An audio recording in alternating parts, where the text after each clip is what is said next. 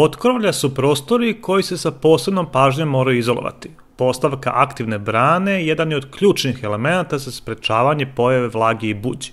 Pogledajte kako se ona postavlja.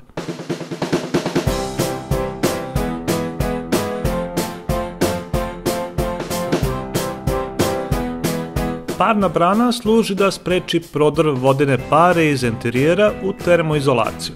Ona se postavlja u kosini krovne konstrukcije ispod termoizolacije.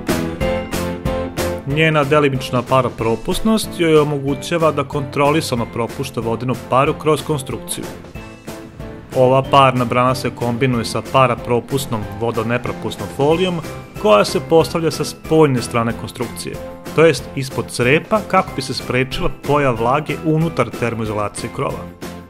Aktivna parna brana Home Seal LDS 5 lepi se dvostruko lepljivom trakom koja se u našem slučaju lepila za metalne profile.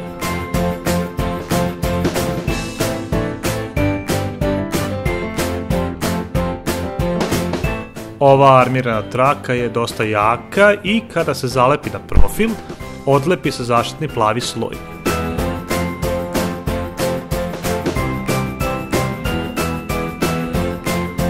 Pošto je traka zalepljena na sve profile, sve je spremno za lepljenje podloge. Brana se postavlja s preklopima od minimum 10 cm. Prilikom postavljanja folije treba voditi računa o njenoj strani. Štampana strana folije treba da bude okrenuta ka instalateru, a glatka, neštampana strana ka rogovima ili zidu. Također je jako bitno da svi spojevi na kraju budu jako dobro zaptiveni, kao i svi prodori kroz nju, to jest da sve bude hermetički zatvoreno.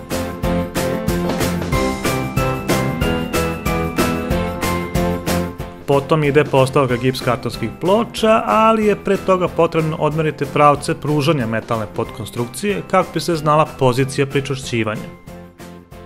Primjenom aktivne parne brane obezbedit ćete pravilnu izolaciju vašeg potkrovlja, čime će boravak u ovom prostoru biti prijatan i pre svega zdrav.